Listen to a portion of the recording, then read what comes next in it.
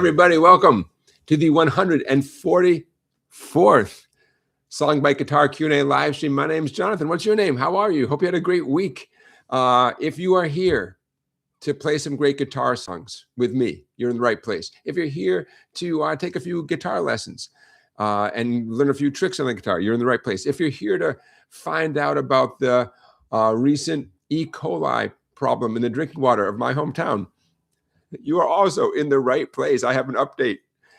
As I was making a note to myself to chat with you guys about the E. coli issue in my town, in the drinking water, there was an update. So stay tuned. We're going to have a lot of fun today.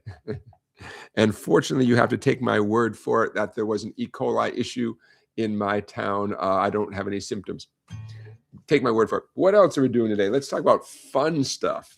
We're going to do 3 play-along songs today. The play-along songs that we're going to do very soon, so grab your guitar, include Unknown Legend by Neil Young.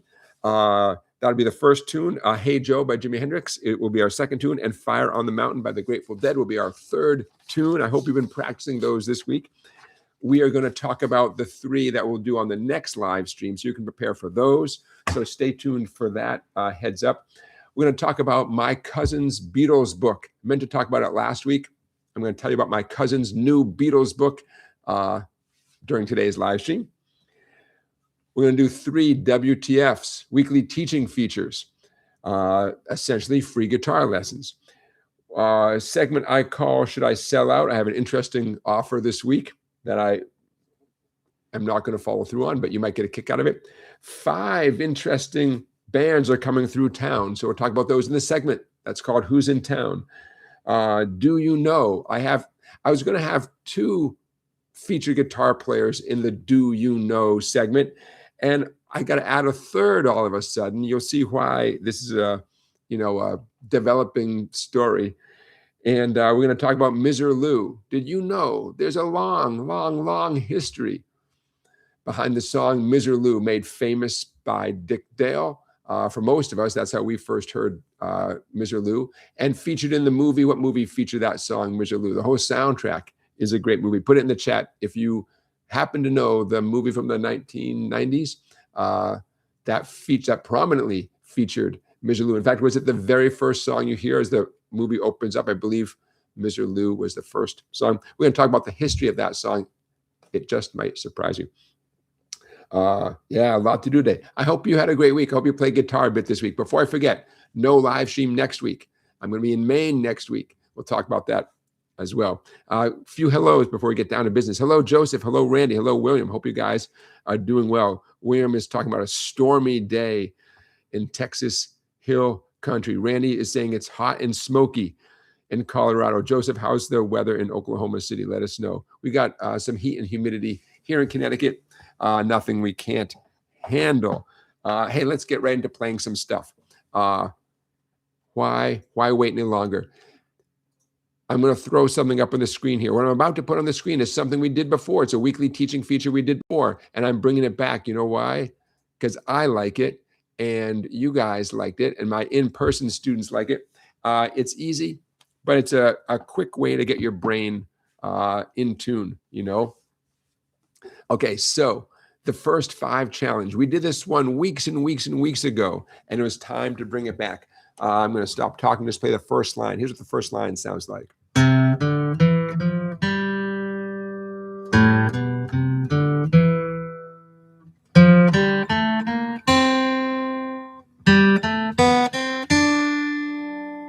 Why is this called the first 5 challenge? It's because I just played the first 5 notes of a C major scale and the first 5 of an A minor scale, the first 5 of an F major scale, and the first 5 of a G major scale. What's the significance? Musically, the chord progression that I was reflecting there, C to A minor to F to G, it's an extremely common chord progression, right? So why not build a warm-up, a melodic warm-up that's based on that chord progression? This started as something in my mind that was piano-based and turned into something much different, especially when I saw my students were enjoying this. There was a piano exercise, a piano song I was messing around with, and the accompaniment part played by the pianist's left hand was what you see right there, playing the first 5 notes of the scale that relates to the chord that's named up above, right? It was a piano thing. Meanwhile, the right hand of the piano was doing, I don't even remember what the right hand was doing. So I thought, well, let's make that a guitar thing. And I thought of it as just as an alternative to playing a chord. So instead of playing a C chord, you could play the first 5 notes of the C major scale. And I don't know, but when I started doing this with my students, it turned into a kind of a fun play along. My students were playing it forwards and backwards. My students were improvising with each of the 5 notes in each measure. I just got to be a lot of fun, and had more fun with it than I expected. Joseph is reporting 97 degrees in Oklahoma City. Holy cow. So here's my challenge to you. And this is going to go for, well, let's just take one line at a time. For the first line, play the first line in first position. That means your index is only going to play the first fret notes. Your middle is going to only play the second fret notes. Your ring finger is only going to play the third fret notes. And you want to stay disciplined and keep your fretting hand in that position, okay? For your picking hand, down, up, picking. Down, up, down, up, down. Down, up, down, up, down. Okay. My second challenge, if you're having fun, do each measure backwards. So I'm still playing the first measure. I'm just going to reverse the notes. Second measure. Oh, did I do that right? No. There's a second measure. Third measure. Fourth measure. Why? Number 1, for the challenge of it. Number 2, it sounds pretty, right? It sounds interesting. Okay, thoughts, questions? It's a warm-up, but it sounds kind of cool. It sounds kind of pretty, you know, and it reminds me of some classical song.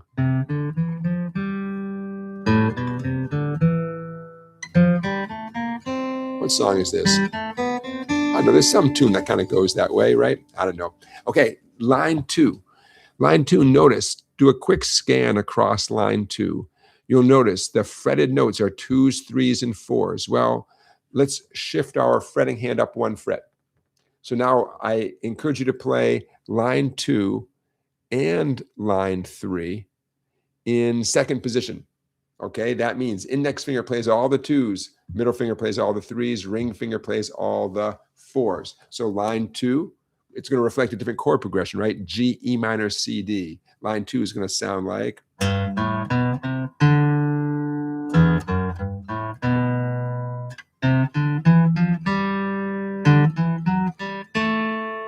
A lot like line 1, but in a different key. It's one way to describe it. Up 1 fatter string, up towards your chin, 1 fatter string is another way to describe it.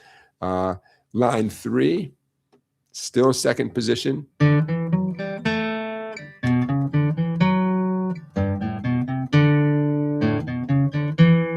Okay, nice little workout, right? Discipline yourself to get those down ups correct.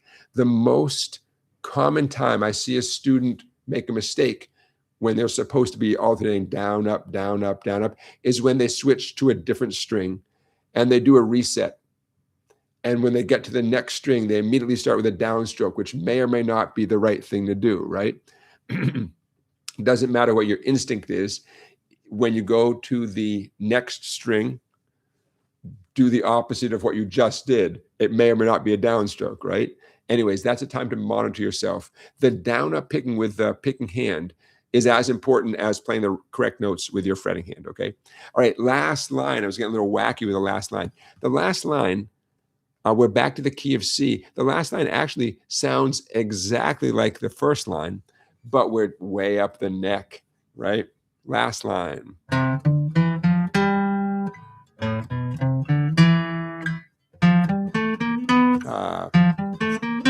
And then, okay, the last line. Here's what I encourage you to do with your fretting fingers. The C measure, the first measure of the bottom line, please start, do yourself a favor, in 7th position. Start with your middle finger on 8. Because remember, by the definition, if we're in 7th position, your index finger plays the 7s and your middle finger plays the 8s. So start line 4 with your middle finger on the 8, pinky on 10. Do not reach up with your ring finger. Even if it sounds okay, don't do it. You should have the discipline, you know, to have a 1 finger per fret setup.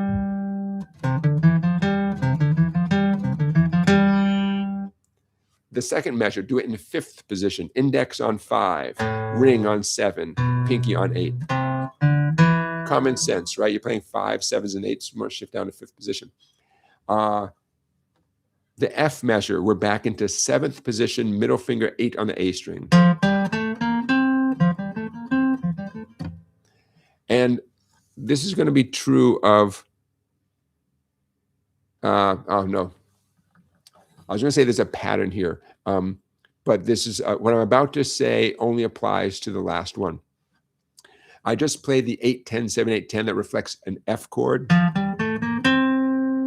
And like a lot of times, if I'm moving from something that reflects an F chord to something that reflects a G chord, a whole step higher, I'm going to move my fretting hand 2 frets higher and repeat the same pattern. The F measure, I execute that in 7th position. And the G measure at the very, very end, I execute that in 9th position. Middle finger on 8 for the F measure, middle finger on 10 for the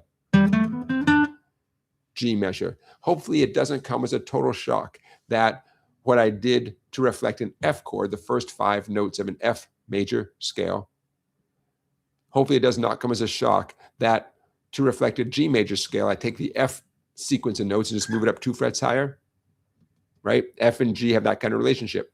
Anything that's F, an F chord, an F scale, F anything, you move it up 2 frets and it turns into the G version of that thing, right? Because they're a whole step apart. Okay, what do you think? Cute little warm-up, right? It's cute. Yeah, the first 5 challenge. See how my subtitle there reflects playing rhythm guitar? Yeah, forget that. I mean, yes, you could do this technique instead of strumming an F chord. You could play these first 5 notes of an F scale. I'll stand by that, but that's not what this lesson plan turned into. It turned into something more melodic and fun and a little more free form than that. So, yeah, the first 5 challenge. What you're looking at is available as a PDF in the PDF section of my website, www.song-bike.com. All right, that's our first WTF feature of the night, the first 5 challenge. All right. Hey, we have a poll up and running. Our poll question, I thought it was kind of an interesting one. Poll question of this week for the 144th SongBike Guitar Q&A live stream here on YouTube is your goal to learn a few hard songs or to learn lots and lots of easy songs? Both are noble goals. We have just a few votes in so far, but already the easy songs goal is way ahead. But don't be shy. Let us know. Amongst my students, I mean, obviously, when you're a beginner, just to play anything, you know, is success, as it should be. But as time goes on, you know, you may decide to really, there might be one thing, and you know it's a hard song, but you really want to get that song. That becomes your goal, and that's great too. Personally, I think finding a balance between the two is what it's all about. But I can tell you, in general, I've always leaned towards learning lots and lots of easy songs. In my case, it's because I wanted to go out and play. And if you want to go out and play in public and get gigs and all that kind of stuff, it's really great to know 10, 20, 30, 40 easy songs, because then you can play for a couple sets, right? But I admire the people who just work so hard on one thing. And I've done some of that myself. But that's not what gets me out of bed in the morning, you know, so to speak. But most of us fall somewhere in between. Where do you stand? If you had to pick one, where do you stand? Okay, that's our poll question of the night. Get rid of the glare of this, my little show and tell here. How's that? Is that a little bit better? How much? All right. So, hey, we're going to get to our First play along song of the night very soon, Unknown Legend by Neil Young. Did I decide I was going to capo that up? I might have. Yes. Get a capo handy, folks, because when we do Unknown Legend, even though Mr. Young doesn't capo it up, I do, because that's how I roll. So get a capo handy, and we'll get to that in a minute. Okay, other things that we're going to talk about today. Let's, for the fun of it, let's talk about my cousin's Beatles book. Why not? Why not? Now, what am I talking about? Did I tell you about my cousin? Okay. Good news is good news, bad news. Okay, full disclosure, he's not literally my cousin, but there are so few people in the music business with my last name. In fact, I think it's just him and me until I find a third person. That anytime Brian Kehoe does anything, I like to bring it to everyone's attention, and I call him my cousin. We live on different coasts. I don't think we look anything alike, and our career paths have not crossed at all. We have been in touch on Facebook, and Brian Kehoe is a big deal. Okay, so let's get right into it. So I'm calling this my cousin's Beatles book. Not his first Beatles book, by the way. What are we looking at? George Martin, The Scores. Check this out. I'm going to scroll down. This looks so cool. George Martin, of course, most famous for being the Beatles producer. For the first time ever, explore Sir George Martin's personal score archive, featuring a foreword by Sir Paul McCartney. Unprecedented access to the George Martin's personal archive of music, manuscripts, and materials. Check this out. The original manuscripts for Yesterday, A Day in the Life. Now, what does that mean, scores? It's not talking about what note Paul played on the bass and that kind of stuff. At least I don't think. It's the orchestral stuff that George Martin composed for the Beatles, or composed with the Beatles, I should probably say, that we hear as part of these famous Beatles tracks, right? In addition to the manuscripts themselves, several arrangements have been meticulously re-recorded in London's Abbey Road Studio 2, allows the reader to experience George arrangements on their own, revealing instrumental lines that may have been difficult to hear in the released recordings. How cool is this? Now, this is not cheap, folks. I'm going to scroll up a little bit so you can see what's going on here. Ooh, talk about behind-the-scenes stuff. So this book is available from Curvebender Publishing. In fact, that's whose page we're looking at right now, the page that is from curvebendorpublishing.com. How cool is that? And Brian Kehoe, my, quote, cousin, unquote, is directly involved in this. How expensive? You ready? You're sitting down. How expensive we're looking at? Well, the standard edition over here on the left, $400, 3 volumes, including a USB drive with multi-track audio. Or, hey, get the deluxe edition. There's another $95. That comes with a conductor's baton. Good Lord. Well, hey, knock yourself out. For $95, you get a conductor's baton. But a Blu-ray disc as well. Anybody have a Blu-ray player as well as an audio CD? Or, hey, why not get the $3,000 edition? A signature page signed by George Martin. What a fascinating relationship George Martin had with the Beatles, huh? Fascinating stuff. Okay, so a book from the, thanks to the hard work of who I call my cousin, Brian Kehoe, Kehew. That's the same name as me. Brian Kehoe, you should be aware that he tours with The Who. He's the keyboard technician with The Who. He crosses paths with lots of famous people, and this is just his most recent contribution to the world of music. And you know what? I'm going to stop sharing this page because, boom, I have another. Before we go. Okay, here is. While I'm giving him a shout out, let's give him another shout out. Thank you, my, quote, cousin from LA. There he is right there. But by the way, all these links are links that are going to be in the description of this live stream. There he is, Brian Kehoe, not my cousin, but I don't know, could he be? There he goes. He's known check this out. Brian Key is well known as a co-author with Kevin Ryan of the massive book called Recording the Beatles. I do not own that book, but my understanding is that that book called Recording the Beatles is an extremely detailed look at all the recording equipment, all the engineering, all that technical stuff that went into every Beatles recording.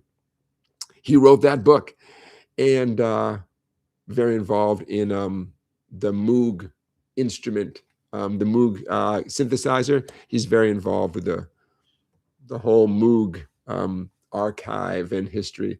Interesting guy. I have never met Brian, but we have been in touch on Facebook. I just I had the nerve to assure him that while he was holding down the music scene in LA and crossing paths and working for The Who and all sorts of famous people out there, that I very much had the scene under control here in small town Connecticut. And that should he ever be out here, I'd be glad to buy him a slice of pizza. I think about a year later, he responded to my Facebook message saying, do I know you? Are we related somehow? I don't know. And that's about as far as the conversation got. Okay, that's my little show and tell. My cousin's Beatles book. All right. You ready to do something else? Yeah, man. Let's get into Unknown Legend by Neil Young. Our first play-along song of the week. Boom. Your screen. Excellent. Excellent. I'm going to show this to you in a couple ways. Let's get started right here, though. Boom. Boom. I sure hope you guys brushed up on this song during the 2 weeks. I haven't seen you for 2 weeks, right? Because last Saturday was the 4th of July. During the last 2 weeks, I hope you brushed up on this song. This song is a 2-chord song when it comes down to it, G and C, mostly G, with a very recognizable and simple but classic intro. Capo at the 4th fret. Do me a favor. Nowhere on that piece of paper you're looking at does it say to put the capo on the 4th fret. Neil Young himself does not put the capo on the 4th fret. I'm going to sing the song in a minute, and I need to have the capo on the 4th fret. So humor me for a second. Capo at the 4th fret. There we go. I'm just playing this for a second so you can hear.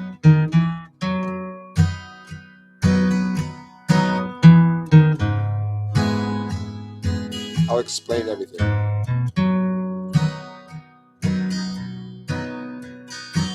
Hopefully that gets the vibe of the tune back in your mind. I love this song. I love this whole album. Okay. So what are we looking at here? I can already guess some of your questions. Let's get into the first question. Why are some numbers in parentheses? Those are ghost notes / optional notes / place fillers. Number one, you do not have to play any note in parentheses. Number two, if you choose to play that note, you can play it. I advise you to play it pretty quietly, but nothing wrong with omitting that note. That note, if you rush to get that note the way it's written there, it potentially could kind of jack up your rhythm of this tune. So I would suggest not playing the notes in parentheses. I'm glad they're there because I see that as a space filler. That shows you where the first beat of the measure is. So that's one answer to a question you might have been asking yourself. Second question you might have been asking yourself, those slash marks, that just means repeat the chord that you just played. Make this a little bit larger. Okay. Why did I write slash marks next to the first stack of numbers, the stack of numbers that reflects a G chord? It looks prettier, meaning the slash designation, that slash symbol, takes the place of a big stack of numbers, or we don't need that big stack of numbers. We already have the stack of numbers. It means strum that big stack of numbers 2 more times.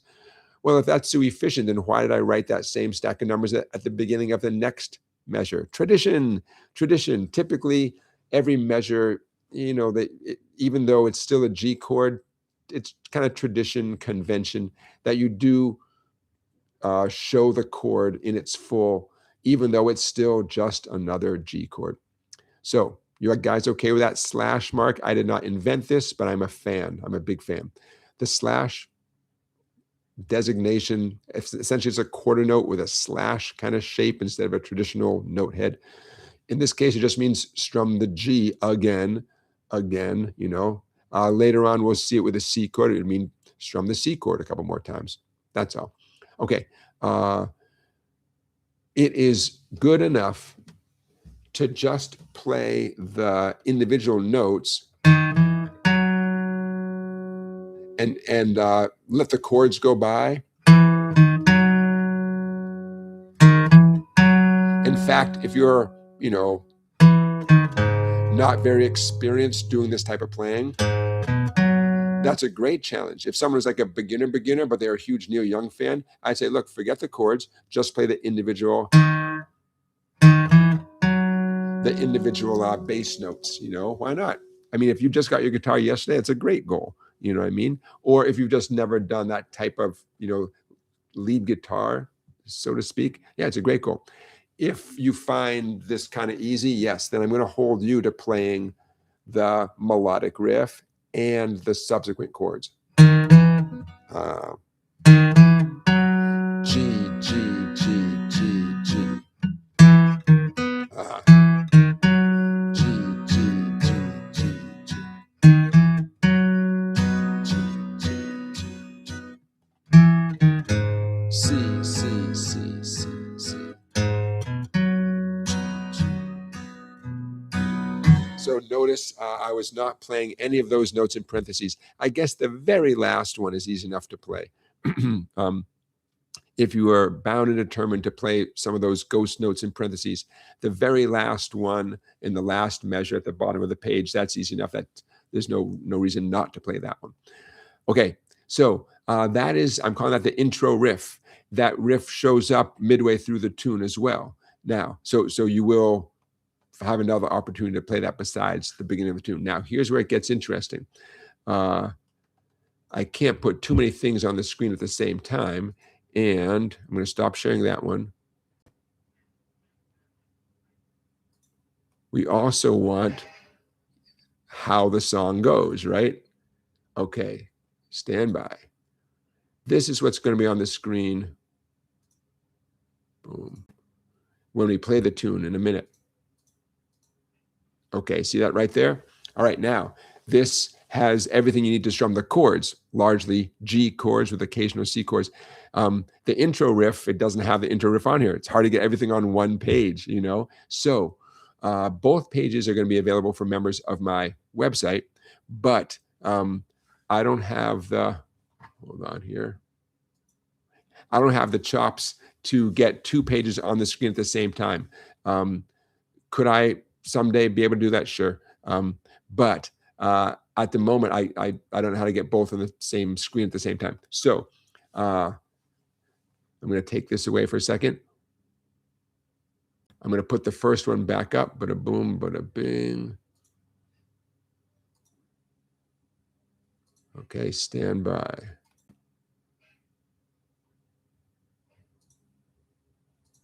Okay, so at the moment, you're going to have to take a good hard look at this and just remember it, memorize it. You're thinking, I can't memorize that. I know. But remember, we're doing this. This is the beginning. This is not a test, right? This is the beginning. This is starting the process of mastering this song, you know? So no worries about, you know, if you can remember this exact page in a minute when we start the tune. Don't worry about that. You'll hear me play it. Know that deep down, I'm going to take that one away. Okay, we want this one. Okay, here comes what we are going to be looking at. Bada boom, bada boom, bada boom. Okay. Essentially, what the intro is based on is those verse chord changes. The G, she used to work in a diner, never saw a woman look finer. If you just strum the G chord in the beginning, just keep some nice steady G's going, that will support the intro riff very nicely. At a certain point, it gets to the C chord. I know this is not ideal. I know. But we will soldier on, you know. Okay, so we're going to start in a second. Just so you know, we have the intro riff. We have verse 1. We have the chorus. Oh, capo at the 4th fret. Don't forget, Neil Young does not capo. We are capoing at the 4th fret. After the first verse, after the chorus, the intro riff comes back again. No big deal. Second verse. Now, at the bottom of the page, in parentheses, is something super important. The chorus comes back again. Neil Young plays a harmonica solo. During the harmonica solo, the background is essentially half of a verse. Now, how do you know how much that is? I thought you'd never ask. What I'm going to do, and what I would recommend everybody, when we get to that part of the song where Neil Young on the recording is doing a harmonica solo, eyes up at the top of the page, verse 1, and you kind of hum the lyrics, you know, quietly. You don't want to step on Neil's toes as he's playing his harmonica solo. So when you get to that part of the song, working a time, never saw a woman look fine, kind of hum, kind of mumble the lyrics. I watch across the floor. Right there, that's half. That's half of a verse, and that's how we know it's time to go on. The harmonica solo is over. Back to the chorus again, and the song ends on that intro riff. So that little thing at the bottom of the page is hugely important, right? That saves us from having to create a second page. You know, that's so it's extremely important directions, and it just happens to be kind of fine print at the bottom of the page. Okay. I think I'm ready to go. If you're ready to go, when in doubt, I'm not even joking, strum a G chord. I'm going to start off with nice, simple strums. But pretty soon, I'm going to revert to one of my favorite strum patterns, which fits the song very nicely. I'm going to illustrate this with my G chord, capo at the 4th fret. Boompa chicka, boompa chicka, boompa chicka. If you have never done this strum pattern before, this is as good a time as any to begin to master this pattern. Downstroke on the 6th string, upstroke on the 4th string. Remember, that means the 4th skinny string, also known as the D string. Then a light brush down up on 3 treble strings. Down, up, down, up. Boompa chicka, boompa chicka, boompa chicka. That's going to be the strum pattern I'm going to start using pretty early on in the tune. The only difference when I change the C chord, the very first downstroke of the boompa chicka is going to be on the 5th string. You could say 5-4 brush brush, 5-4 brush brush. The downs and ups are crucial. Down, up, brush, brush. Okay, let's do it. With the intro riff, why not? 1, 2, 3, 4, 1, 2.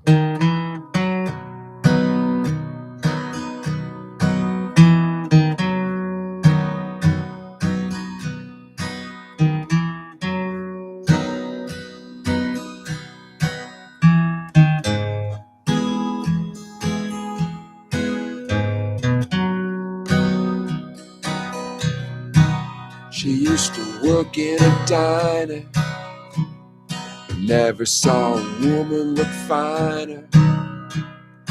I used to order just to watch her float across the floor. She grew up in a small town, never put her roots down. Daddy always kept moving, so she did too.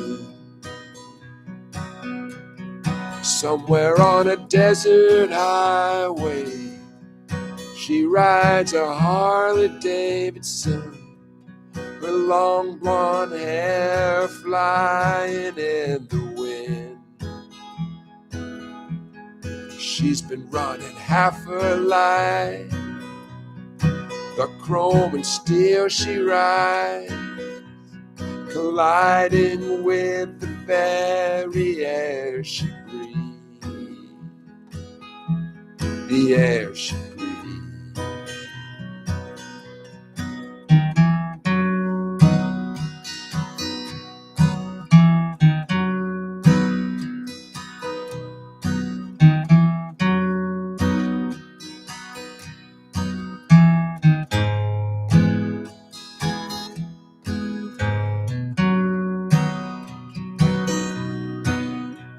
You know it ain't easy, you got to hold on.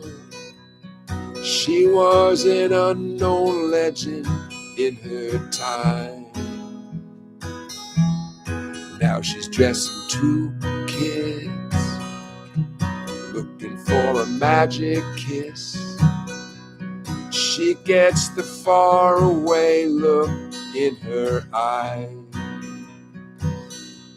Somewhere on a desert highway, she rides a Harley Davidson, her long blonde hair flying in the wind.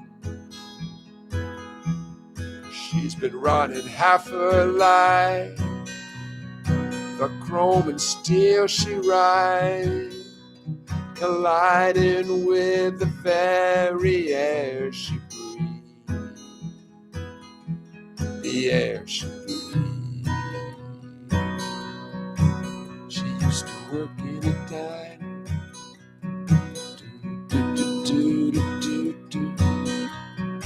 I used to do.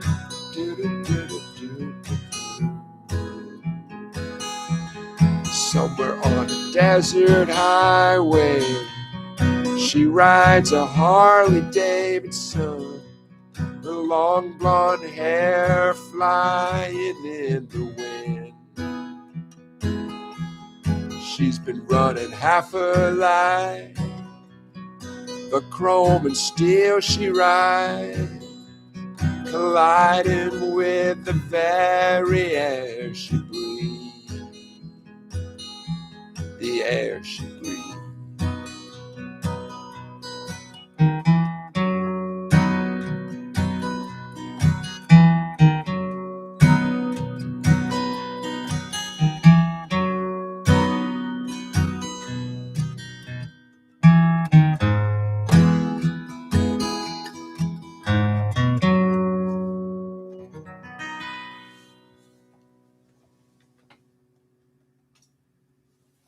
All right, how'd you do?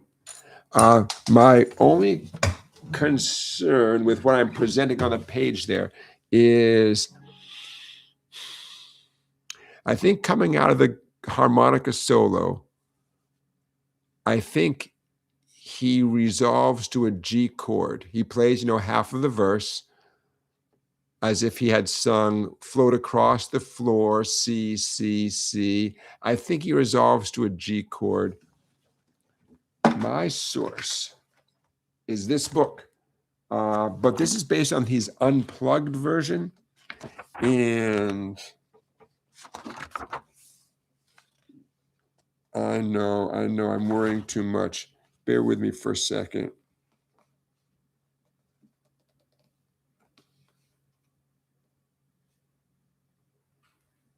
Yeah, not sure. He does do a harmonica solo in the unplugged version, but it's a little bit different than what's represented here. So, okay, how'd you do? Boompa chicka, boompa chicka. The chat has gone quiet. That's how I know you guys are processing this. On the one hand, this is a really easy tune. On the other hand, no, nothing's easy, right? Nothing's easy. If you want to play and sing at the same time, that's not easy. Being consistent with that boompa chicka, and all those chord changes, that's not easy. Keeping track of where you are. What if you've got all the motor skills, right? But maybe what you find challenging, what a lot of people find challenging, is remembering, wait, verse, chorus, riff, half a verse, all that kind of stuff. Yeah. You got to really like a song. You got to really love a song to commit to mastering it. Even if someone like me says, "Oh, here's an easy one," yeah, it still takes a commitment, right? It still does. Okay, so that is our first of 3 play along songs of the night. Stay tuned for 2 more. Now is a great time to mention what we're going to be doing in 2 weeks. No live stream next Saturday. I'm out of town. I'm on vacation next Saturday on the 25th, July 25th, right? On July 25th, here are the 3 songs that we're going to be doing. You ready? From live stream 29, Learning to Fly by Tom Petty.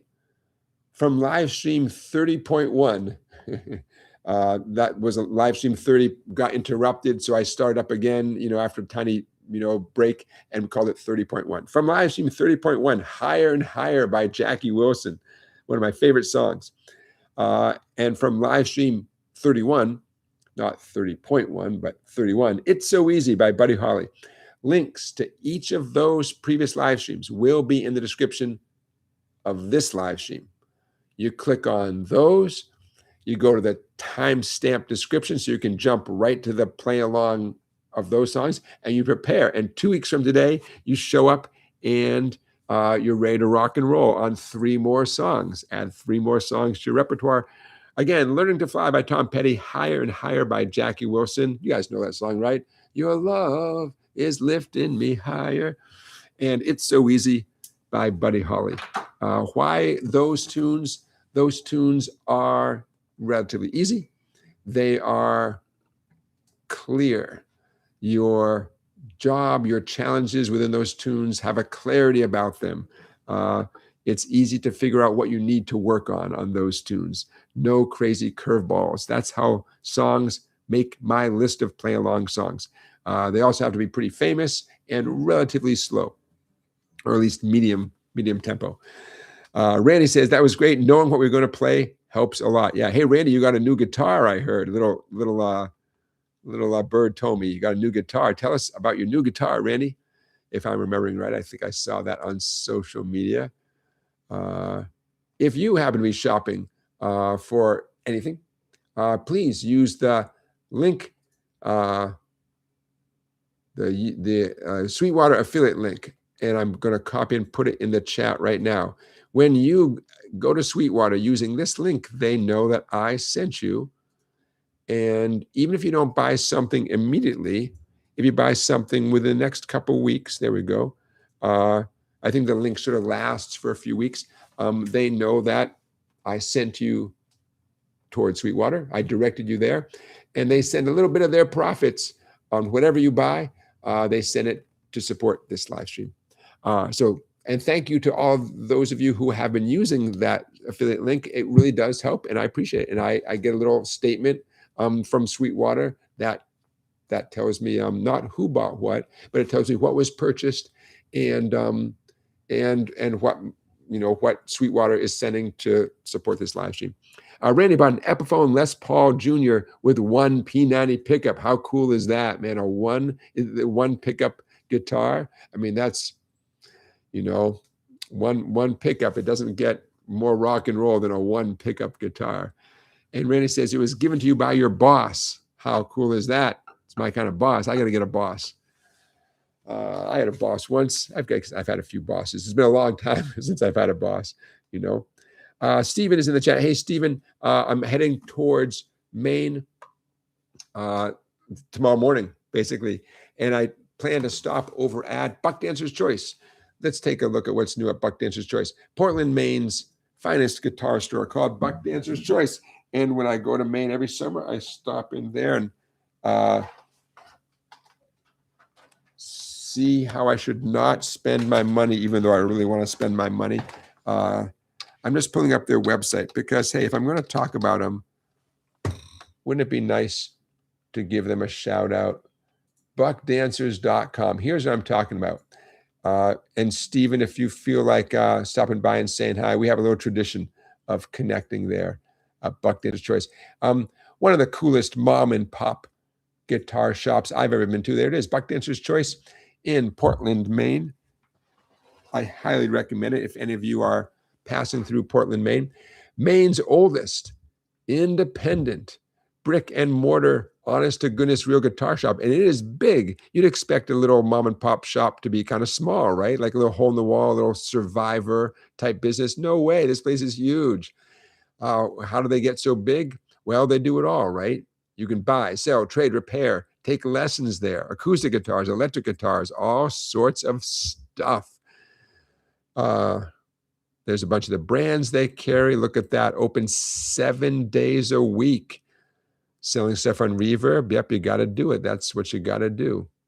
Anyways, what a cool place. And I highly recommend Buckdancer's Choice. What do they have on Reverb? Is this going to show us? I don't know. Ooh, look what they have for sale. A bunch of pedals. Well, that's cool. One of my students had that. Want to come shopping with me? Sure. See this used Yamaha amp? I had a student who had one of those. It sounded great. $130. That sounds like a good deal. Oh, I have that compressor right there. See that blue Boss compressor, compression sustainer. I have one of those. I recommend that. I have that, not that exact Dunlop wah pedal, but another Dunlop that's extremely similar to that. It looks like a lot of good stuff here. Pedals, pedals, pedals, pedals. I'm sure they have other stuff. Pedals are easy to ship, and that makes them good for selling. Ooh, look at that. Ooh, who wants a Gibson SG standard, the 61 vintage model? Probably not from 1961, right? Not at that price, but it's based on the 1961 model. Looks cool. Oh, look at all this stuff. What shouldn't I buy? Oh, that's a cool looking thing. Berkshire guitars, made in Augusta, Georgia. Wow, look at that. Are you guys seeing what I'm seeing? Hold on. I did that. Oh, it didn't go to that window. Okay, well, anyways, I'm looking at that cool guitar for $800, made in America. I'm going to have to try that out. One pickup, and it's a P90. What do you think of that, Randy? Anyways, that's just a moment. I'm going to stop sharing that. Just a moment with good old Buckdancer's Choice music. Stephen, we'll figure out how to connect there. I'll probably post it on social media. Usually when I'm on vacation, I wait for like a rainy day or a cloudy day, and I think, oh, that's a good day to go to the guitar store. But the weather in Maine looks great next week. So I don't know how I'm going to decide. But it'll probably be some lunchtime or a little bit after lunch. I don't know. I'll head up there. Stephen, we'll figure it out. Send me an email, info@song-bike.com, info@song-bike.com. Stephen, send me an email and let me know what your schedule is like during the week. And those of you, hey, we can do a big meetup. Anybody going to be in the vicinity of Portland, Maine next week? If 6 of you are available on Wednesday afternoon, then let's make it Wednesday afternoon. CLS Great says SongBike timestamps are very helpful. Chris, I agree, and it takes me a minute to do those. I usually do those in the moments after our live stream. It takes about an hour, not going to lie. It takes me about an hour to do that. But it makes a huge difference, and I'm happy to do it. You guys deserve it because, you want to go back to the live stream, but you want to jump right to a certain thing. The reason it takes so long, by the way, is I want to make sure I get a precise timestamp. Not simply say, hey, this is the order that I spoke about things, the order we did things in during the live stream, but the exact precise time at, the 32-minute mark. That's when he began our blah, blah, blah. That's when he talked about Buckdancer's Choice. You got the idea. All right, excellent. Let me check off. Check. Early in the time stream, you heard me mention that my community here has been affected by the threat of E. coli. And beginning late yesterday afternoon, this area, this bunch of towns here in the Connecticut shoreline were warned to not drink your drinking water if you get water from the town water system without boiling it first. Don't drink it, don't touch it, don't look at it. E. coli was discovered in one location, and to be safe, everything got shut down, including all the restaurants, including my buddy, my landlord, who has a great Italian restaurant, pizza restaurant, right a Pebbles throw right over there. So sad. I was teaching lessons here today at the music shop, and I was alone. Typically, I watch customers come in and out. of the pizza restaurant. I watch the employees and the owner. I give everybody a wave. It's just part of my social life here at work, you know. And I had nobody today, but as I was getting ready for a live stream, I heard the unmistakable bam, bam, bam sound of chopping vegetables. I thought, wait a minute, why is he chopping vegetables if the restaurant has to be closed because of this water concern? And as I was thinking to myself, that's weird, my phone lit up and the order had been lifted. The E. coli risk had been mitigated. Bottom line is everything's open again. And that's why I heard the unmistakable sound of the chopping vegetables from right at the restaurant.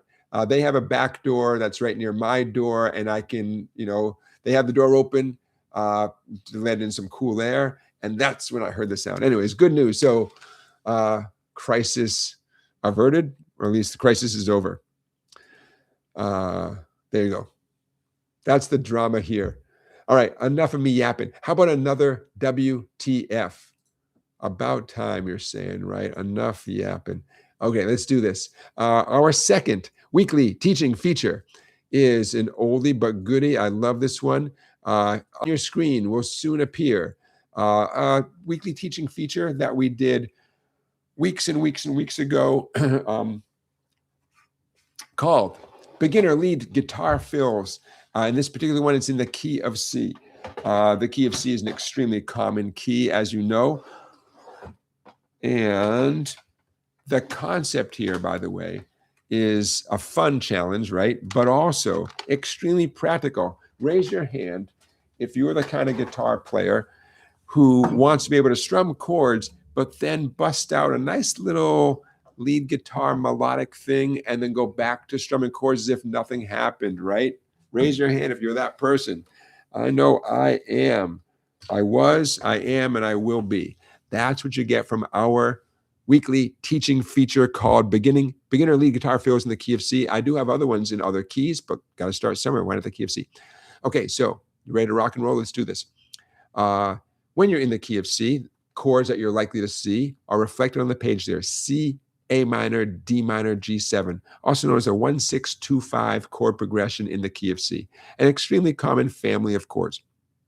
Okay, so what we're going to do is we're going to use the C major pentatonic scale as our source for these lead guitar fills in between the chords. I'm going to stop talking so much. Here comes the top line, just a simple warm-up on the C major pentatonic scale. It's going to sound like this.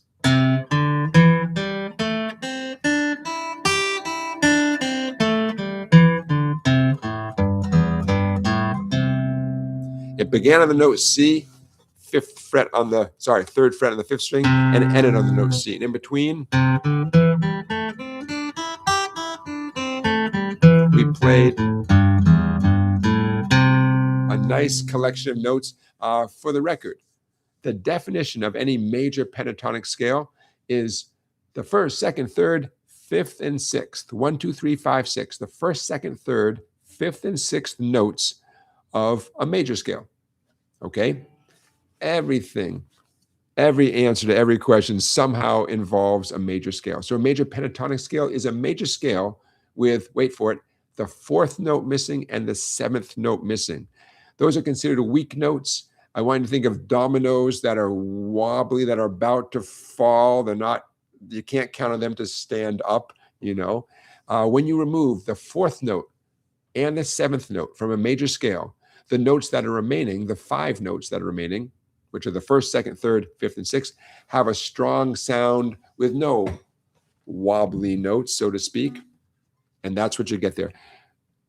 The major pentatonic scale is a classic, go-to, reliable, useful, practical scale whenever you want to throw in some cool sounds, especially if the song's in a major key. So, okay, here's the example that I wrote there. It's got some hammer-ons. Oh yeah, I remember. It's all coming back to me now. I'm going to make this a little bit bigger for both of us. Okay, now I'm going to scroll a little bit. Stand by. For those of you who are members of my website, this is already on my website in the PDF section. Should be. I'll double check. Okay, here comes 2 strums in the C chord. I'm going to play the fills with down, up, down, picking no hammer-ons or pull-offs, although we'll talk about the hammer-on and pull-off option. C chord, 2 strums. A minor. D minor. G7. Now without so much talking.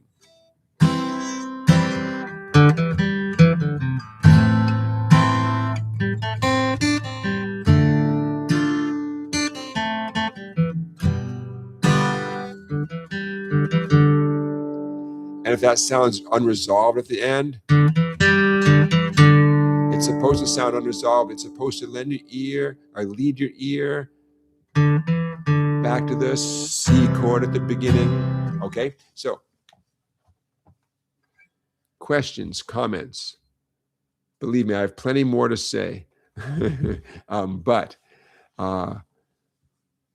again, we'll talk about the hammer-on pull-off option in a second. At the moment, ignore those little rainbow or smiley little designations under the notes.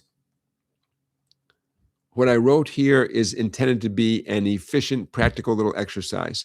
In reality, I don't suggest playing a little melodic thing every time you change to a new chord, right? You want to choose wisely. The best time to do it is when the singing is over, right?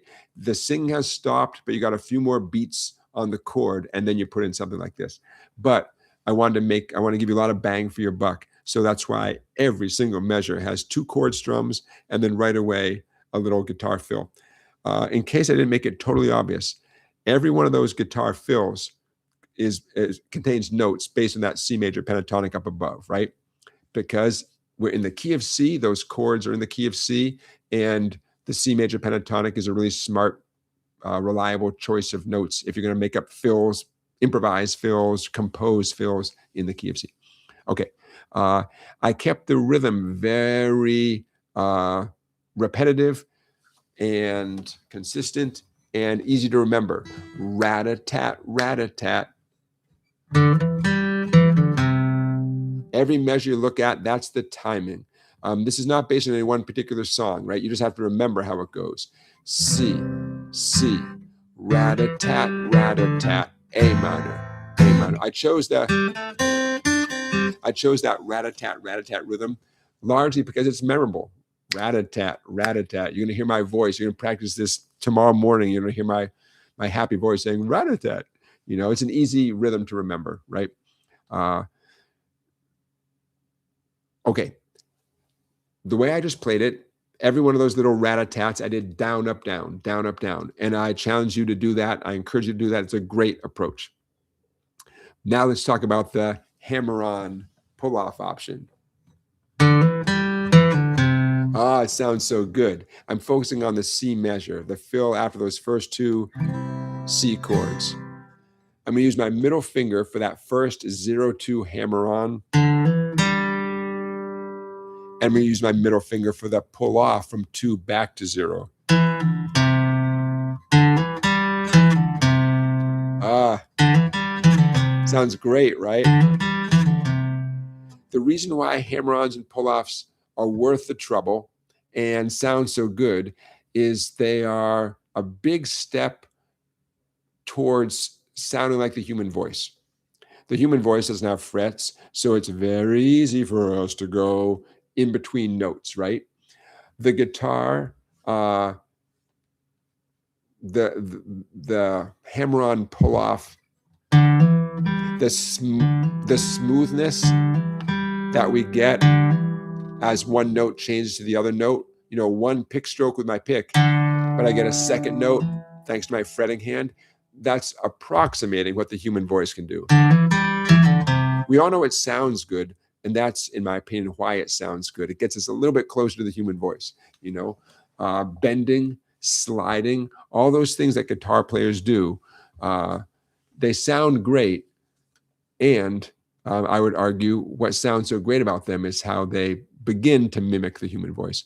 And every instrument that I've ever heard of, every instrument does that to some extent. I mean, or tries to do that in its own way, every instrument. Some instruments are super, they have a big head start. You know, a saxophone player, any wind instrument that's literally using human breath, you know, they have a big head start to imitating the human voice. It's one of the best compliments, you know, a musician could hear, right? Is like, wow, when I heard that instrument, when I heard that person playing, it sounded so emotional. It sounded so human. It sounded so, you know, yeah. CLS Create says it makes the guitar sing. Exactly. I mean, it's a humble little hammer-on. I'm getting all poetic, and yet it sounds great. It doesn't sound, it doesn't mean the original down, up, down, rat-a-tat sounds bad. That has its own value, you know. That has a precision, right? I mean, that sounds great. Another way, the percussiveness sounds great. So as weird as it sounds, that's why you could say I wrote it both ways. I wrote the down, up, down designations. Remember that box thing above the numbers? That box shape means a down pick, and the V means an up pick.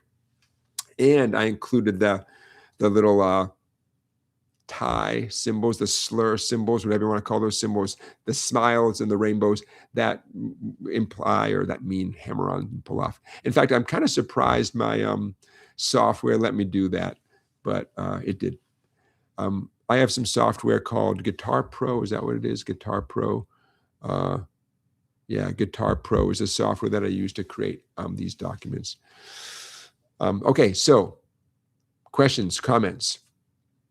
You guys good with that? It's a great exercise, but your job doesn't end at the bottom of the page. You can make up your own, right?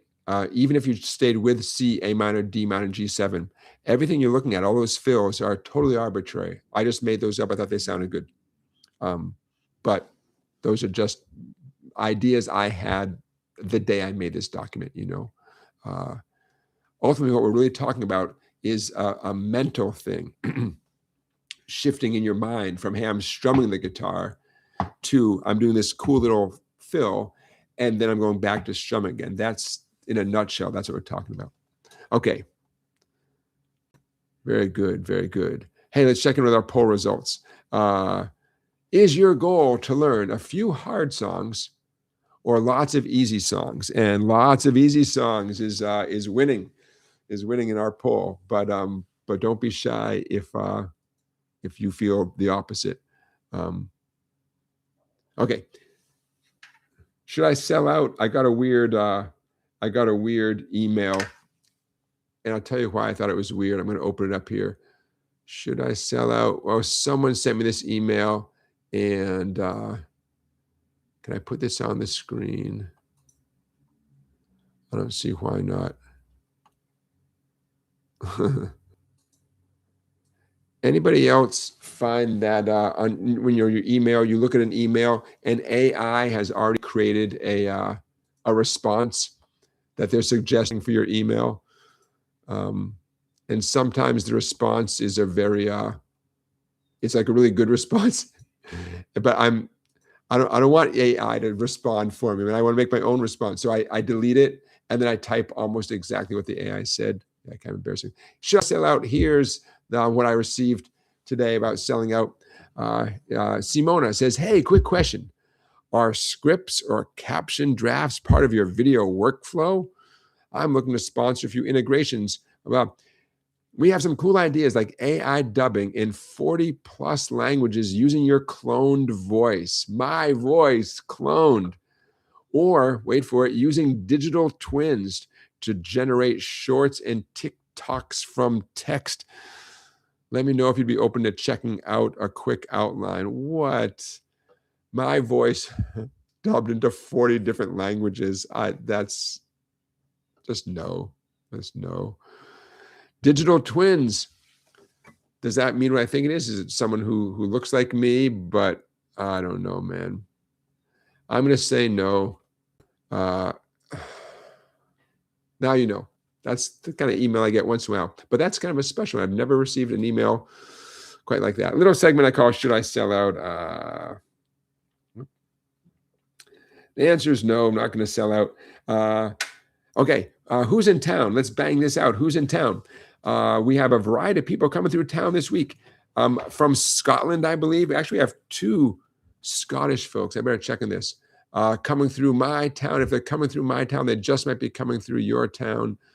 Bada boom, bada bing. Okay. Actually, this band from no. Well, they're based in Pennsylvania, so I guess they're not. But they do Irish music. House of Hamel.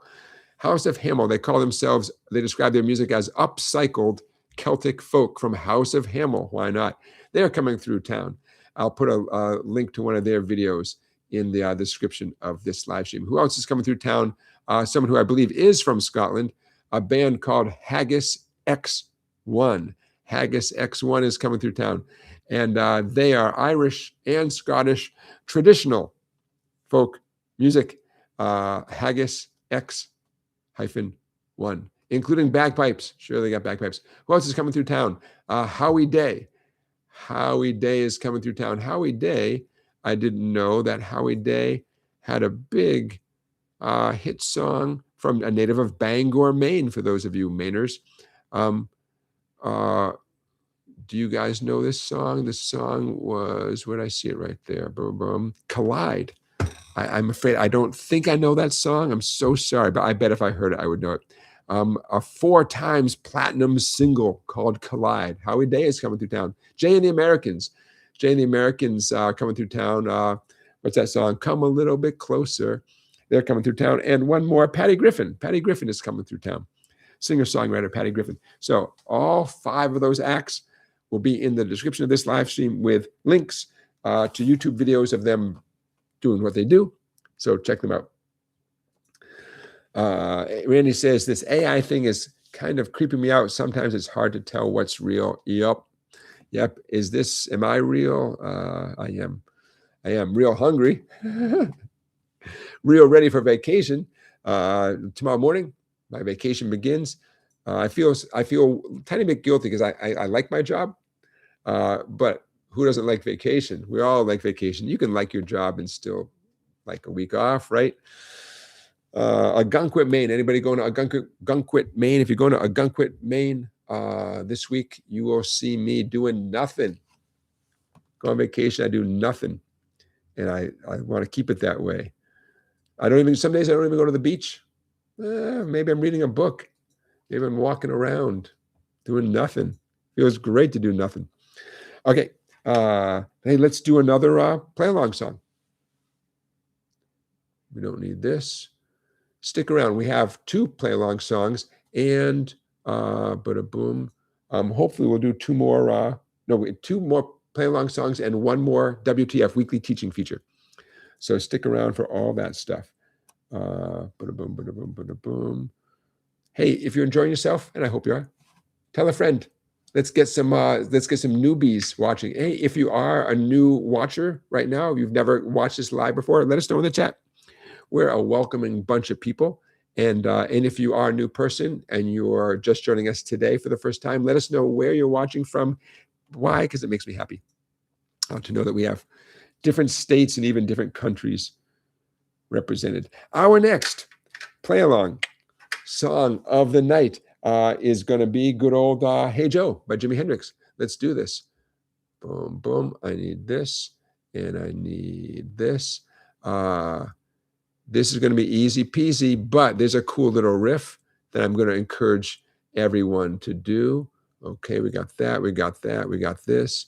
Boom. This is not a note-for-note version of what Jimi Hendrix plays. It fits with what Jimi Hendrix plays, but this is the play-along version. This is the backyard barbecue version. This is sitting by the swimming pool kind of version.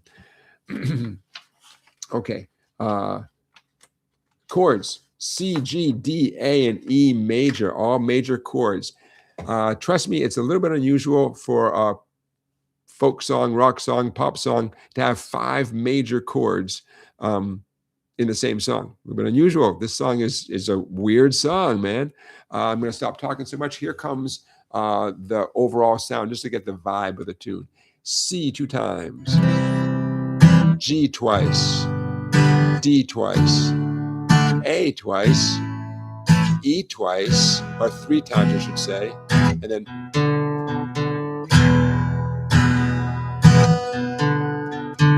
and that little riff gets us at least a little bit into the Jimi Hendrix territory. We'll talk about that in a second. Okay, so what you see is what you get. And I'm sticking with those slash marks. The slash mark, remember, just means whatever chord you just played, play it again right there. C twice, G twice, and so on, right? So, I mean, I wish I had a whole lot to say about this guitar part. It's pretty straightforward. There's, you know, it's as a guitar teacher, I can tell you I love this because you got to get good at chords, right, in general. And here's 5 chords, right, in the same song. 5 chords that you have to learn anyways. Why not learn them as part of Hey Joe? 2 strums per chord until you get to the 3. So the E, rather. E is in excellent. E is in coli. E. coli, that is. 3 strums on the E. Now, when you go to do that little riff, guess what? Your middle finger, if you're playing E the conventional way, the way, you know, where your middle finger's on the 5th string, 2nd fret, you've already got that first note of that little riff. Just lift away the other fingers from the E chord, but keep your middle finger down and you'll be all set for the... And the final measure is the exact same as the second to last measure. It's back to 3 strums on the E. Okay, so you'll be very glad if you develop the habit of keeping your middle finger on the 5th string, 2nd fret for the whole last line. Whether you're strumming the chords or playing the riff, just glue that middle finger down. Last line, slow motion, E, E, E, 2 0 2 0, E, E, E. I recommend doing down up, but then up down. That's gonna be a pain in the butt for some of you. Like, what the heck? Can't we just do this? It's 2 0 2 0. Can't we do the downs and ups the same? Yeah, you could. You could.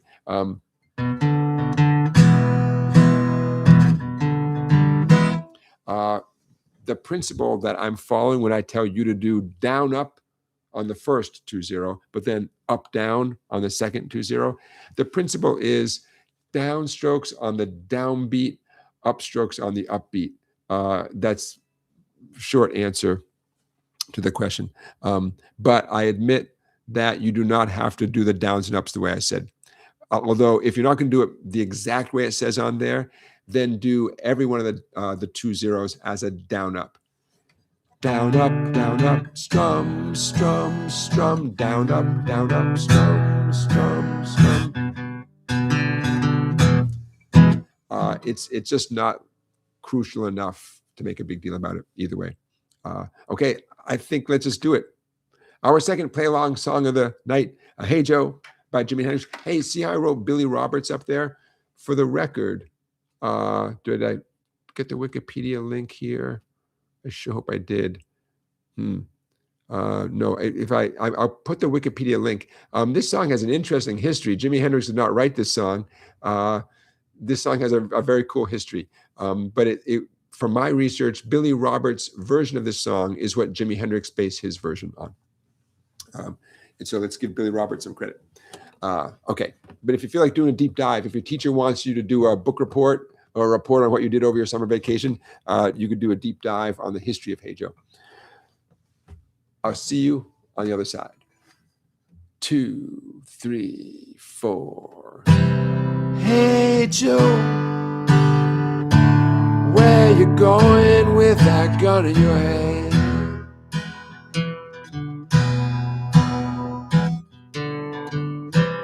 Hey Joe, where you going with that gun in your hand?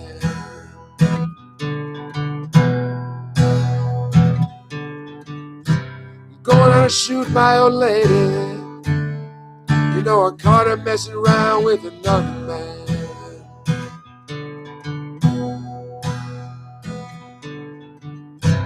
Hey Joe, shot your woman down.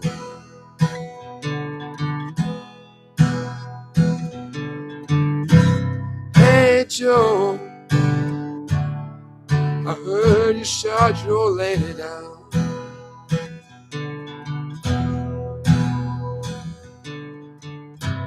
Yes, I did, I shot her. You know, I caught her a messing around.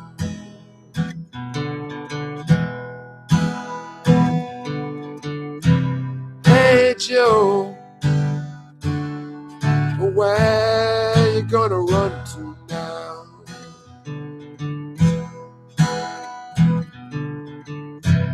Hey Joe, where you gonna run to now?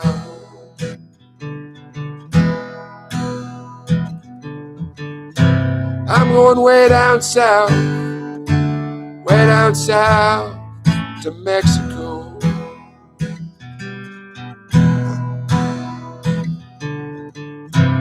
I'm going way down south to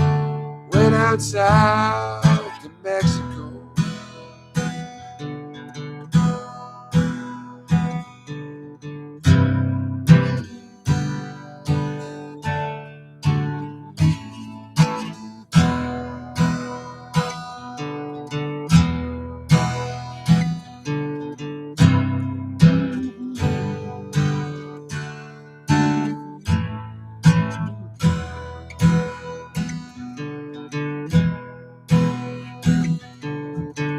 Last time.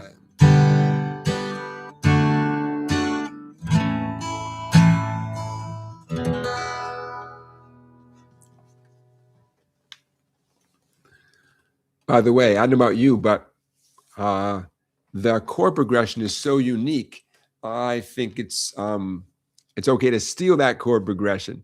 In fact, I would challenge you songwriters out there to write a song with that exact chord progression that doesn't sound like Hey Joe. I've done it. It wasn't a hit song, but I wrote a perfectly, okay song with those chords. Do I remember how it goes? Oh yeah. So what I changed was the A and the E were much shorter. I went C to G to D to A to E. C to G.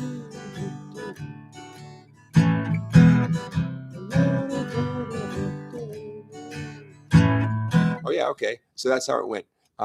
And in my opinion, it didn't sound like C and G. Don't make me sing. Don't make me sing. I don't remember the exact words. Maybe that's for the best, as it should be. But see what I did? Da, da, da, da, da, da, da, da. La, da, da, da. Da, da, da, da, da, da, da. I kept the chord progression. I just, changed the amount of time on each chord, and then changed the melody. No shame. I think the statute of limitations has passed. I think I made $0 from that song, and so anyone wants a percentage of that, they're welcome to it. But so you songwriters out there, why not, man? Whatever you end up with, there's going to be a unique kind of sound, because you can't come up with a totally boring melody, I don't think, based on this weird group of 5 major chords. What I would say, though, they have to be in this order for not just to make me happy, but there is a type of a logic at work here. So if you're going to write a song, put them in this exact order, okay? But how much time you spend on each chord can totally vary. Okay, there you go. Our second play-along song of the night. There we go. Now, we got plenty of time left. Don't go anywhere. We have even one more play-along song and another WTF Weekly Teaching feature. How are you guys doing? Any sore fingers? Hope not. I'm just looking at what you guys are talking about in the chat. The chat is kind of quiet because I know you guys are playing. You're doing your playing. Excellent. Did we talk about that? We did. Oh, do you know Ooh, we got a few good things to talk about. Oh, we got a bunch of good things to talk about. Do you know? Bear with me. I'm going to Google even while or I might use my phone for this. Bob Dylan is on tour. Bob Dylan has some new guitar players touring with him. And every time I turn around, he's got another guitar player. And these guys who are now on tour with Bob Dylan, they're getting kind of close to home, so to speak. And am I going to get this guy's name right? Okay.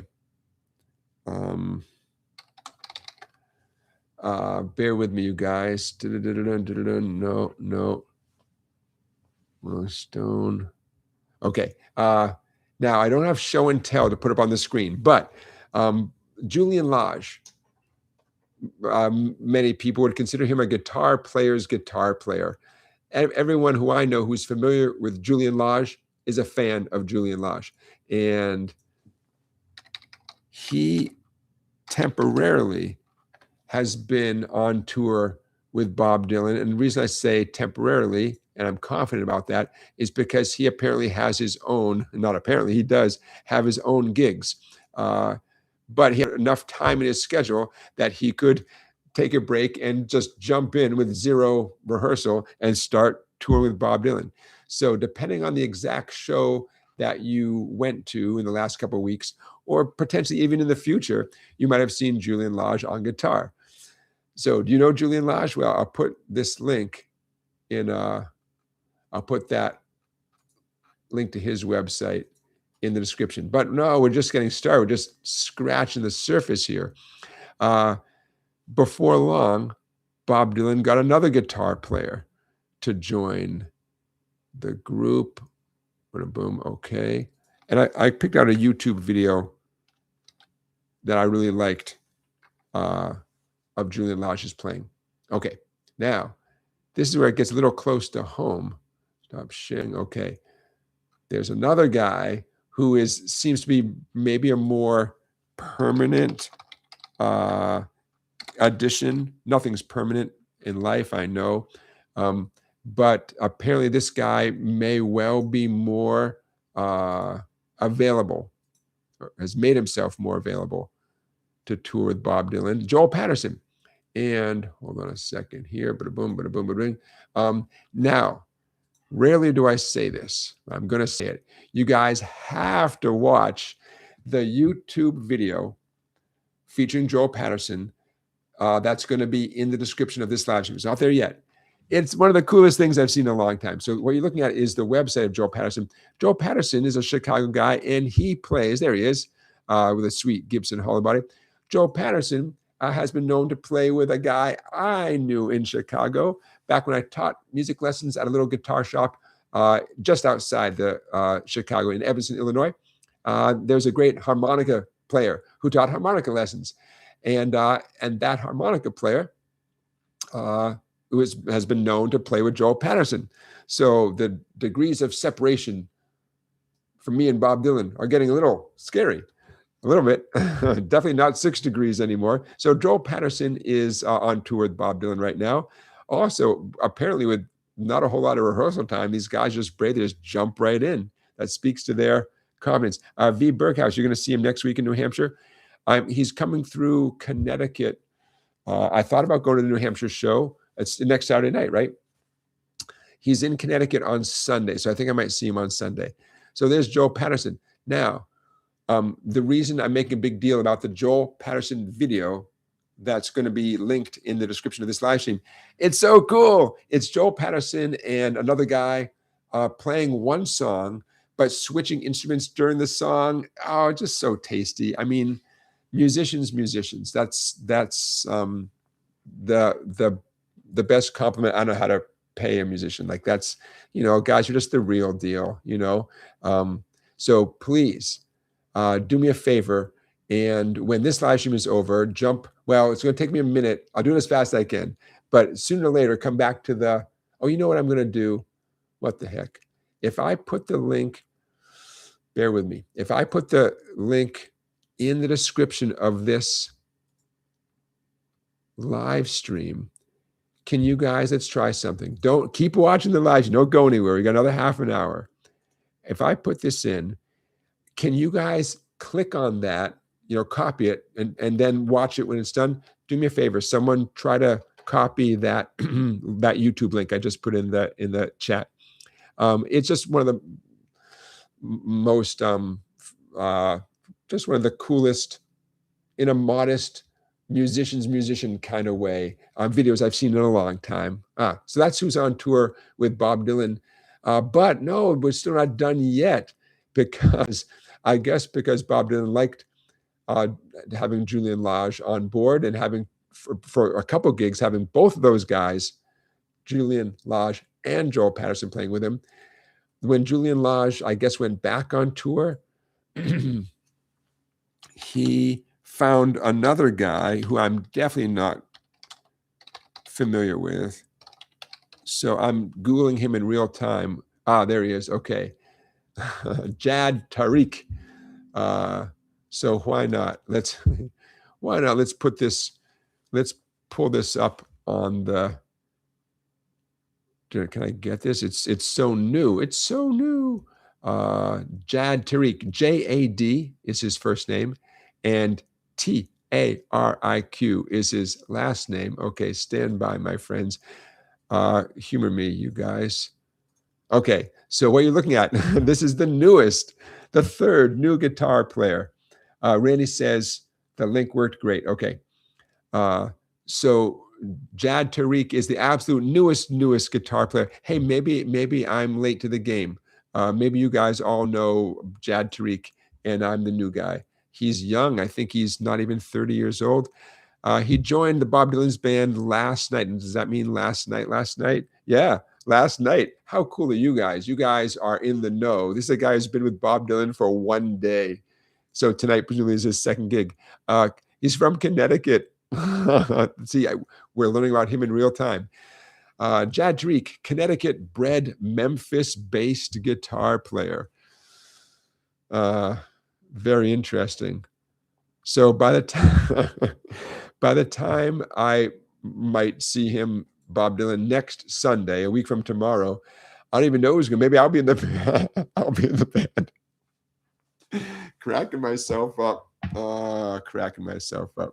Anyways, okay, so that's, now you're up to date as you can be with these great guitar players. And I have no doubt that Jad Tariq is a great guitar player. I really don't know anything about him. I'm going to do a little deep dive. I have no doubt these guys are all super talented. I mean, Julian Lage is a known quantity, and Joel Patterson, I knew about him a little bit. I'd seen some of his social media stuff. I knew he was very hip. All right, thanks for humoring me. I just want to flesh out our segment called Do You Know, which is going to be about Julian Lage. I meant to bring this up 2 weeks ago. It was going to be about Julian Lage. And I thought, I'll add Joel Patterson to the mix. And now there you go, Jad Tariq. Any working guitar player is worth our attention, right? And because I'm a big Bob Dylan fan, anyone who's playing with Bob Dylan's band definitely gets my attention. Hey, Sam is checking in. Hey, Sam, listening from the kitchen. Thanks for joining us, Sam. Joseph, you're asking about someone named Bill Mumy. I don't know that name, Bill Mumy. No, I don't know that name. Did he have a hit song? I hope he did. Hope he had more than one. From Lost in Space. Was he from the TV show Lost in Space? Is that right? Yeah, I don't know. I don't know. That's wild. That's wild. You never know, right? You never know. Talented people are all around us. All right. How about let me see if this came through. A very cool teaching moment, you could say. And I'll be darned if I cannot get this. I'm only going to try this one more time because it's making me crazy. And if I can't get this picture to come through, I'm just going to read you the caption on this picture. My phone is fighting me, man. What I'm going to share with you right now, you guys, is I teased at this in my email If you guys are on my email list, you get little teasers about what I'm going to talk about in our show. Guitar wisdom from the Cars, Boston's own The Cars band, featuring one of the best lefty guitar players I know of, Elliot Easton. And Elliot Easton, I found this quote on social media, so it must be true, right? It must be. And for the life of me, it's, finally.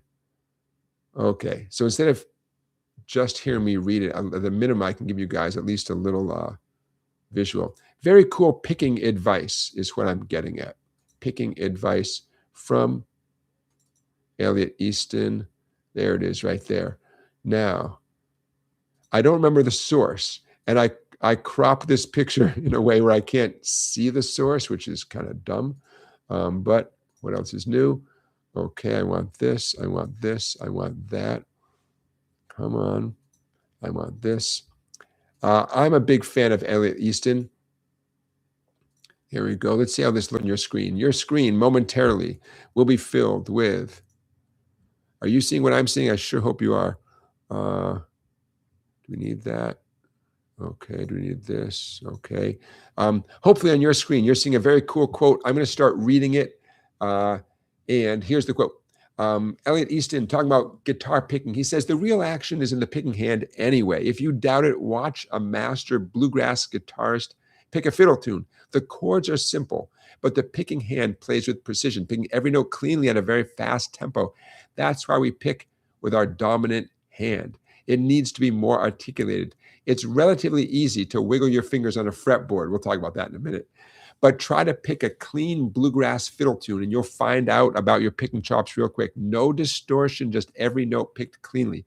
This is why I don't agree with right-handed people who say that playing lefty is an advantage. It isn't. They need that dominant hand to do the precise, surgically flawless stuff. Very cool quote. I like this quote for a bunch of reasons. Everybody seeing that on the screen, okay? Hope you are. See how I cropped off the top, and now I don't know where I got this from. I know I got it at 11:40 in the morning, a few days ago. I've never heard a righty guitar player say a lefty player is lucky. I've never heard that. I mean, if it's a lefty who plays like a righty, I guess I could see a righty saying, wow, your dominant hand is doing the fretting. You're so lucky. I don't know. Elliot Easton is a lefty who plays like a lefty. So yeah, I guess if that's what he's saying, I guess I could see a righty saying, oh, you lefties have it easy if you use your dominant left hand to fret the guitar. But here's what I really want to talk about.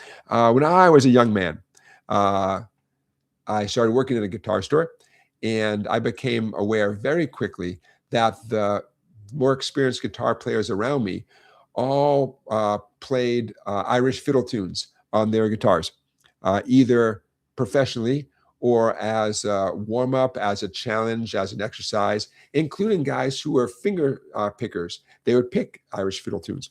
But I want to talk about the whole notion of playing Irish fiddle tunes with a pick. Speed, precision, clarity. The tunes are so catchy. They get stuck in your head. They are relatively easy to memorize with a certain amount of practice and commitment. Some of them are. Some Irish fiddle tunes are very familiar. You realize, oh wait, that's the theme song from Popeye, or that's whatever, and there are tons and tons, hundreds if not more, of Irish fiddle tunes that for most of us are totally not familiar. But there's enough out there that chances are you've heard one or two of them before somewhere, including the Popeye theme song, which I believe is the Sailor's Hornpipe. I mean, that's the proper name for it. The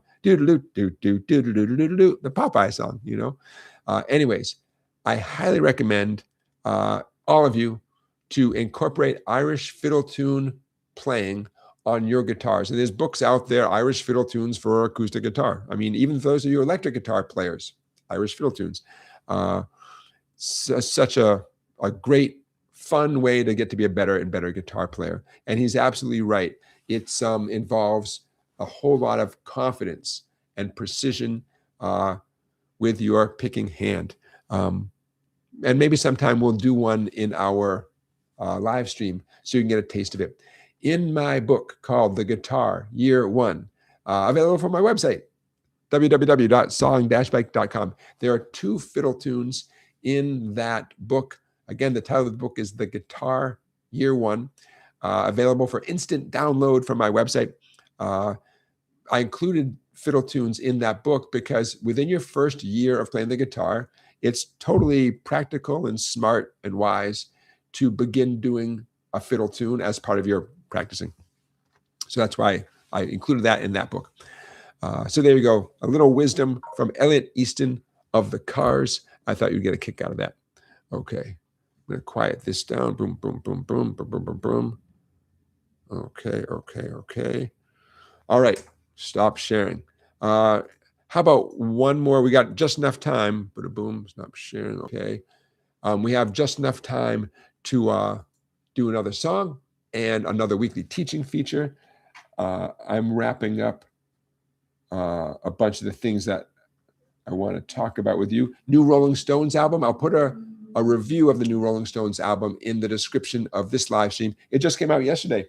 Foreign Tongues is the name of the new Rolling Stones album. A few weeks back, we talked about a couple of the singles that were out promoting the album.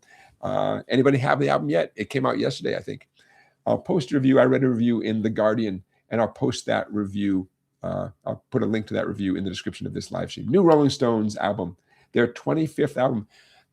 Why does that sound like a low number? That's what the review mentioned. That's their 25th album. I'm thinking, only 25 albums? But I don't know. That's what it says. The 25th Rolling Stones album called Foreign Tongues came out yesterday. Ooh, okay, before we do any more play-along stuff, little history lesson, courtesy of my favorite music magazine, Songlines magazine. I love this magazine. And in the July issue was a big feature on the song Misirlou, right? Misirlou, featured in the movie Pulp Fiction, right? But obviously it was a big hit song way before Pulp Fiction, 1962. And this was an awesome education for me, including where the song came from, who played it before Dick Dale, the fact that it has words, who knew that it had words, right? How Dick Dale came to play it, the legend, the myth, the origin story behind Dick Dale's version of it. You can find all that out, find out all that and more in the July issue of Songlines magazine. How about, before we get into everything I just said, how about some of the notable versions of Misirlou? Going back to 1927, Titos Dimitriadis in 1927. How about Woody Herman's jazz version, 1941? Harry James also did 1941. The Cardinals did a doo-wop version of it in the 1950s. The Cardinals, spelled like the bird. And then here comes Dick Dale doing it in 1962. But as recently as 2026, this gentleman right here, whose name I'm not going to mispronounce, I'll let you guys mispronounce it. He just did a version in 2026. That's this year. Okay, so quick history. The song goes way back. The first person recorded in 1927 was an Ottoman Greek born in Istanbul. He was the first person to record it, Titos Dimitriadis. Here's some fun facts. Okay. The title roughly translates as Egyptian Girl. The lyrics, if you ever heard a version of the lyrics, tell of a story of a taboo love affair between two lovers. Now, Dick Dale. Did you know Dick Dale was born in Boston? I did not know that. I was born in Boston. Cool. Oh, hey, in a weird coincidence, Dick Dale, lefty guitar player, right? We were speaking about lefties just a minute ago. Okay. He moved to California, Dick Dale. He began to blend the country blues sounds he was hearing in California, you know, as a kid of the 50s, with the Middle Eastern scales of his childhood. Dick Dale coming from a Polish and Belarusian mother and a Lebanese father. Okay. Legend has it, I'm quoting from Songlines magazine now, the author Erin Cobby. Legend has it that during a concert, an audience member challenged Dick Dale to play a song using just one string of his guitar. Recalling family members playing the song on an oud, Dick Dale launched into Misirlou at double time on his Fender Stratocaster, presumably.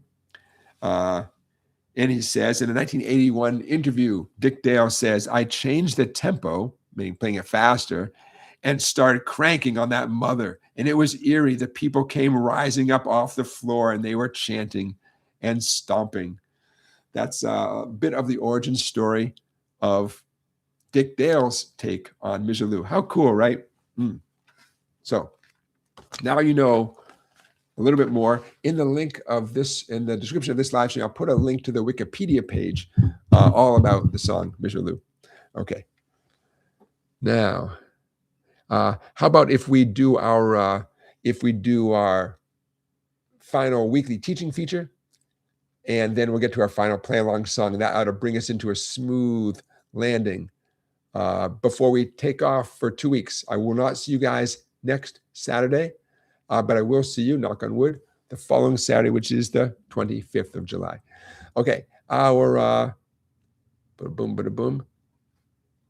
our final weekly teaching feature was a fun one that we did, and you guys liked this one, and I liked it too, and I did it with a bunch of my in-person students.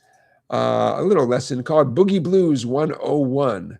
Here it comes, bada boom, bada bing, and then this lesson that you're looking at on your screen is available as a PDF on my website, song-bike.com. How can you support this live stream?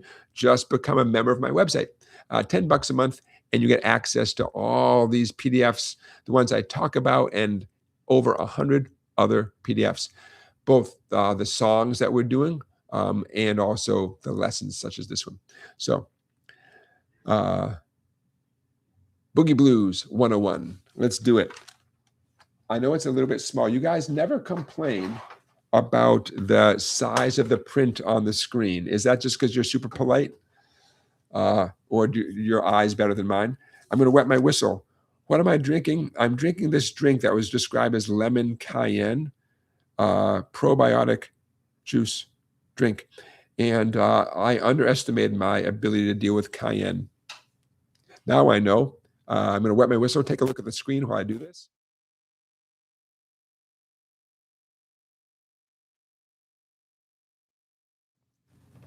Woo. Putting the I in cayenne. Hi. Okay, I'm back. Boogie Blues. How about that first E riff? I'm going to give it a shuffle feeling. Chunka, chunka. Here it comes. I'm just repeating that first measure with down a picking.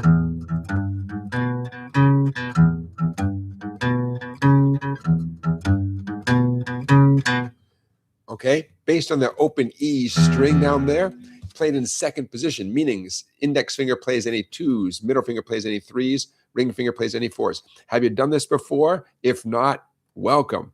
If you have done this before, are you good at it? Can you do it smooth and steady? Can you change from the E to the A, to the D, to the B with no breaks? See how every measure is separated by a double line, a double thin bar? What that means is treat each of these as a separate exercise, and you should. Then again, it's also cool to play it all the way across.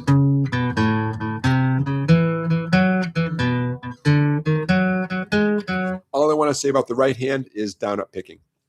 Left hand, second position for the first measure. Second position based for the second measure. For the third measure, the one with the B up above, the one that essentially reflects a B major chord, you start off with your index finger on the 2. But take my word for it, you're going to want to jump up to the 5 with your middle finger. 6 with the ring finger. 4 with the index. 6 with the ring.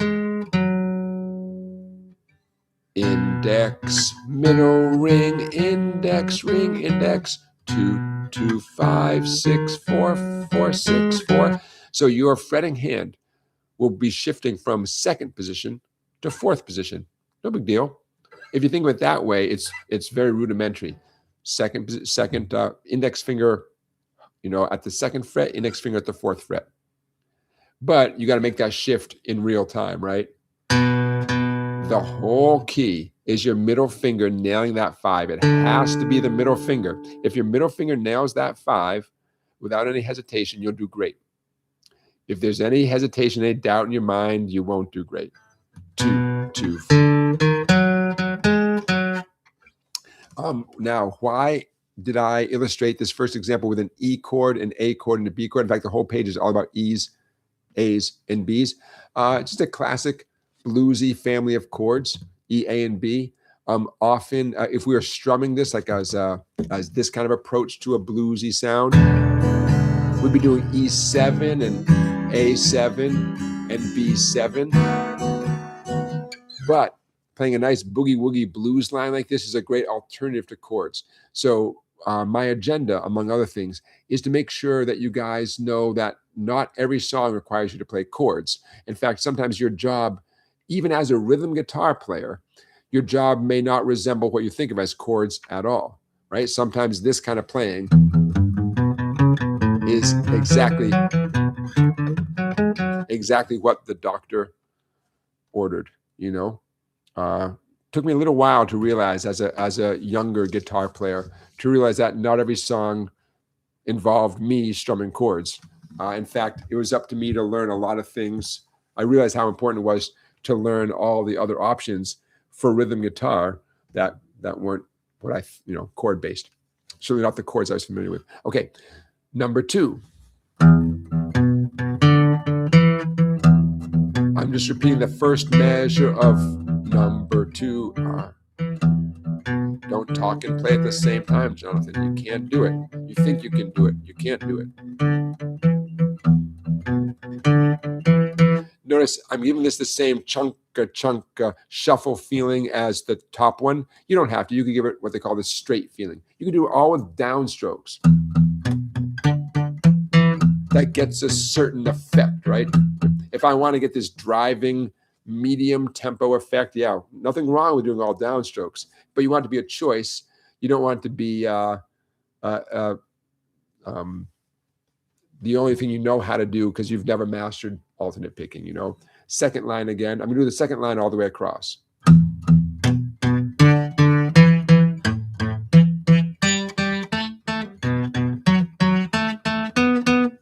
Hey, that whole 2nd line, you can do it all in 2nd position. Index finger plays all the 2s, and we need the 4s at the end, just ring finger on the 4s.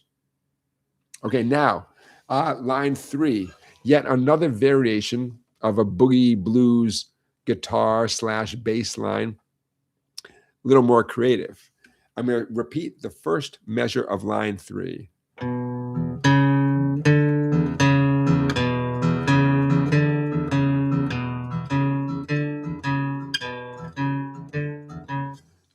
You hipsters out there might recognize that as essentially the bass line from Honky Tonk by saxophone player Bill Doggett, featuring guitar player, I want to say Carl Hogan. I should know this. Bill Doggett was the sax player, right? Honky Tonk.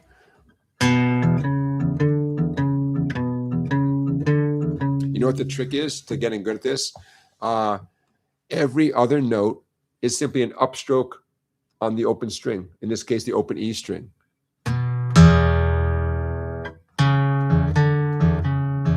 Index on 2, ring finger on 4, pinky on 5, thumb pointing straight up towards the ceiling, okay? That's not the hard one. It's the final one of example 3, final one of line 3. Ooh, the B version. Now, this is a pain in the butt. I'm not going to lie. 4, 2, 6, 2, 7, 2, 6, 2, 4, 2, 6, 2, 7, 2, 6, 2. You got to be very confident grabbing those pinky notes. I recommend index on 2, ring on 4, pinky on 6, and on 7.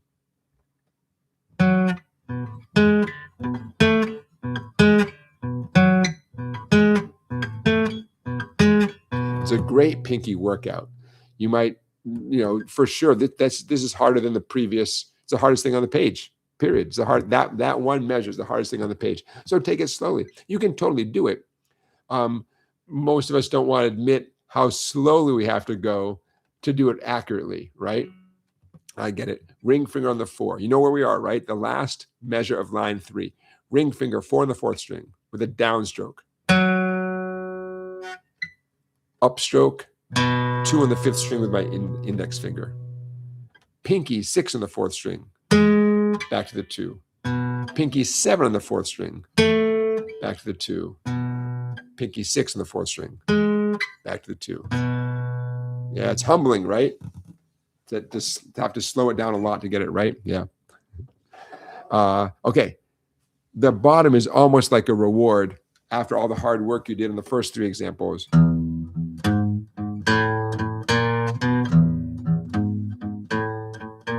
How about pinky on the 4 and the index and middle on the 1, 2?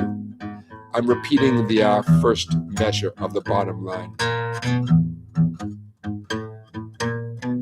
Second measure.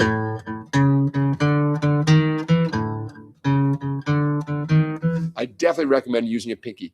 If your pinky feels weak and you're not confident, then you have to use your pinky then. That's exactly why we're using it, you know? If your ring finger, it feels confident and jumps up and wants to grab that 4, well, good for your ring finger. That's nice. But, you know, yeah, pinky's the way to go. Okay, watch out. The last measure of this whole thing, it would make sense to use your middle finger on the B note. That's the second fret of the 5th string. Now check out this cool chromatic run for your left hand. I mean, this whole example 4 is full of this chromatic sound, but here it's really obvious. What does chromatic mean?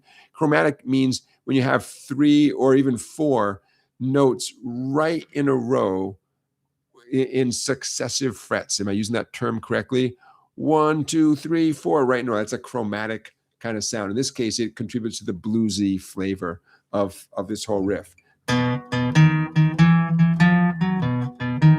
a great sound.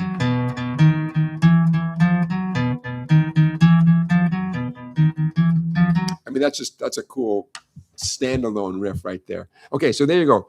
Our third weekly teaching feature of the night, Boogie Blues 101.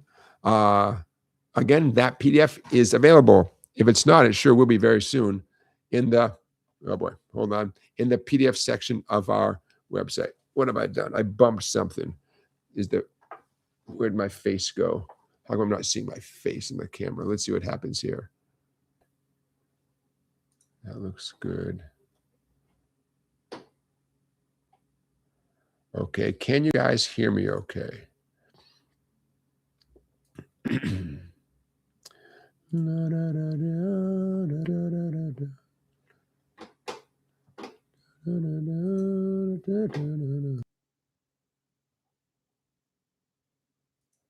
Okay, here comes what I'm trying to send your way. Bada boom, bada boom. Let me know if you guys can see our final play along song here on the screen in front of you. Everybody see that okay? Fire on the Mountain from the Grateful Dead. This was from live stream number, holy cow, was that live stream number 28? We've come a long way, my friends. This is live stream number 144 today. And we're reaching back to live stream 28 for this great song by the Grateful Dead. Can you guys see this okay? Let me know in the chat if you can see this okay. I know it's a little bit, the font is a little bit small. Randy, you can see it okay. Now check it out. I'm gonna probably make this bigger in a second because some of this is gonna be painfully obvious. Capo on the 2nd fret, everybody, capo on the 2nd fret. Unless you don't feel like it. And we'll talk about that option as well. But capo on the 2nd fret. Long story short, everything we're about to do is based on 4 counts of A major and 4 counts of G major. 5, on the mountain.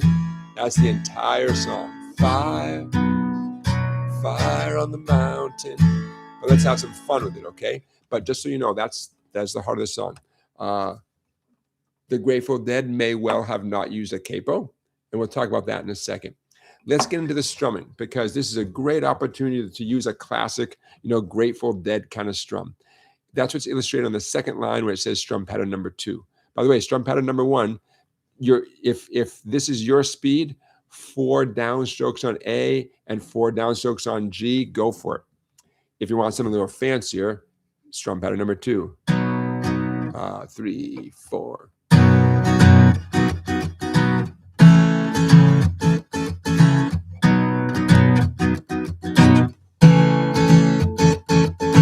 Okay, a little fancier, but much more in the spirit of the song. So what did I just do there? Downs and ups. I'm going to speak it with my A chord. A chord. Down, up, down. G, exact same strum. Down, up, down, up, down. Down, up, down, up, down.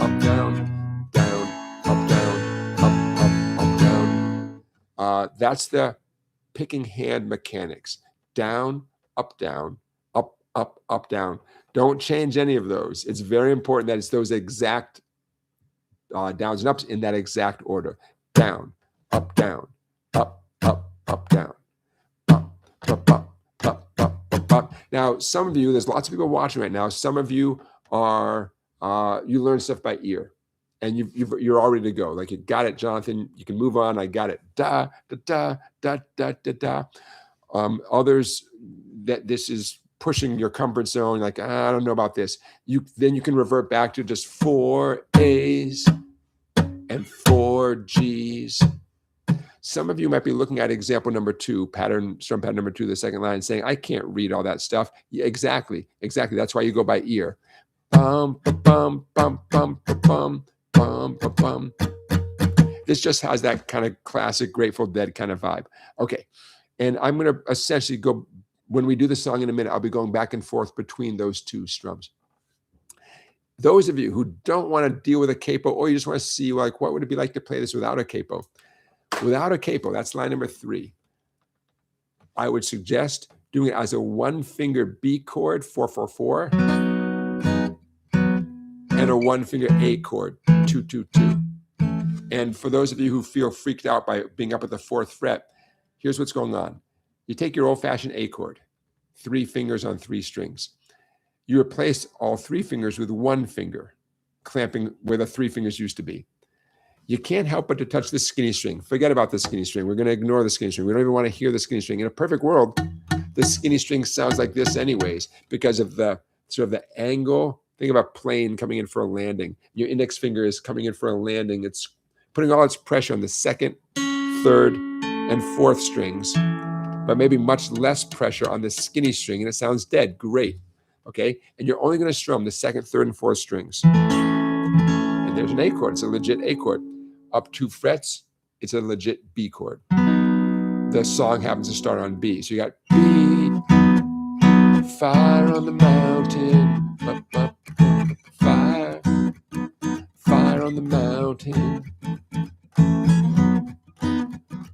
I mean, now you're playing a Grateful Dead song with 1 finger, but it worked and it's legit. Okay, those of you who want to play some lead guitar along with this, check out what's at the bottom of the page. Now I am going to zoom in on the bottom of the page. Bear with me. Okay. So at the bottom of the page, no capo, B major pentatonic, guess when? During the B chord, and an A major pentatonic during the A chord. So you have 1 measure where essentially you could, base your lead guitar playing on the 4th, 6th, and 7th frets. But after 4 counts, after 1 measure, your whole hand is going to go backwards 2 frets to the A major pentatonic. Fire, fire on the mountain. Fire, fire on the mountain. Kind of cool, right? Shifting back and forth. Either way, you're doing what I call the headquarters pattern. Headquarters pattern based at 4, and the headquarters pattern based at 2. Okay, so what I'm going to do, because I really want you guys to be able to see as much of this as possible. How about if I go like that?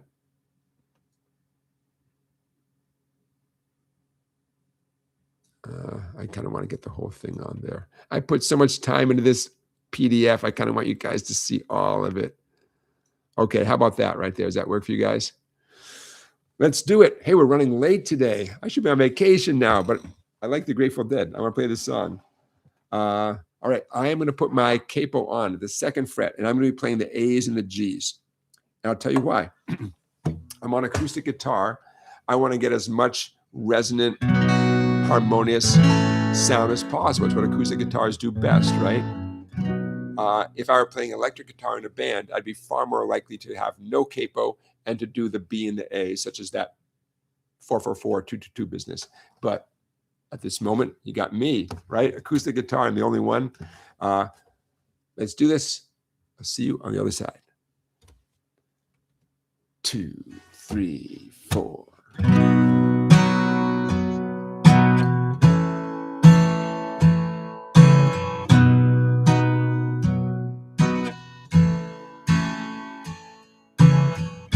Long distance runner, what you standing there for?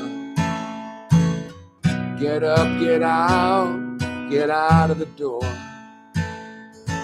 You're playing cold music on the barroom floor, drowning your laughter, dead to the core. There's a dragon with matches loose on the town. Takes a whole pail of water just to cool him down. Fire, fire on the mountain. Fire, fire on the mountain. Fire, fire on the mountain. Fire, fire on the mountain.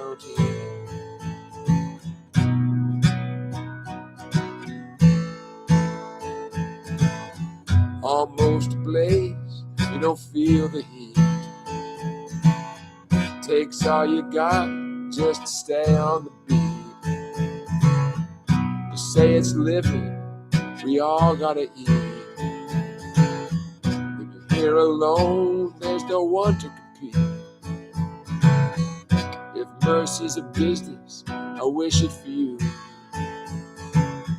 More than just ashes when your dreams come true. Fire, fire on the mountain. Fire, fire on the mountain. Fire, fire on the mountain. Fire, fire on the mountain.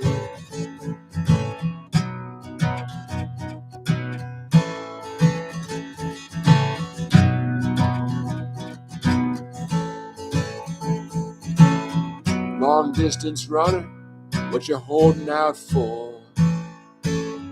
Caught in slow motion in a dash for the door. The flame from your stage has now spread to the floor. You gave all you had, why you wanna give more? The more you give, the more it will take. To the thin line beyond, but you really can't fake. Fire, fire on the mountain. Fire, fire on the mountain. Fire, fire on the mountain. Fire, fire on the mountain.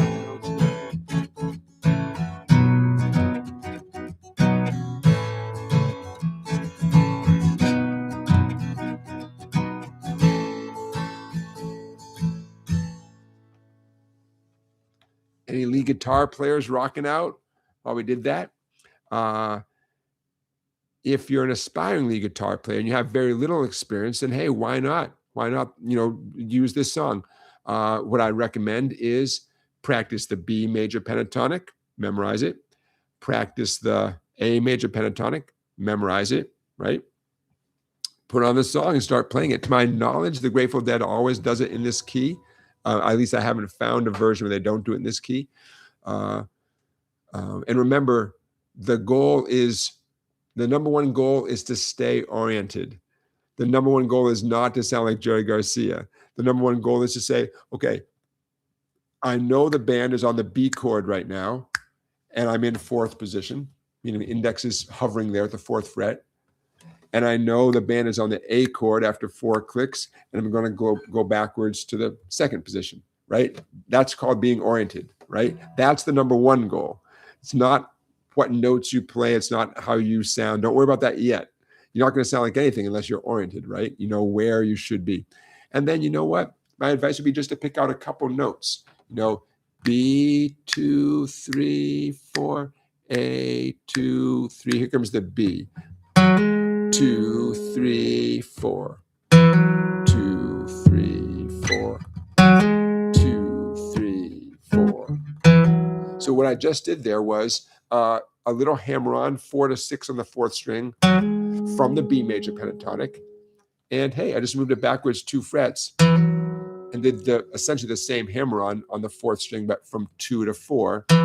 Both of those notes are in the A major pentatonic, right? So I know I don't even have to play along with the track. I know that's going to fit the song because it can't not fit the song. Does that make sense? Of course, there's nothing like hearing yourself do it to confirm all the stuff.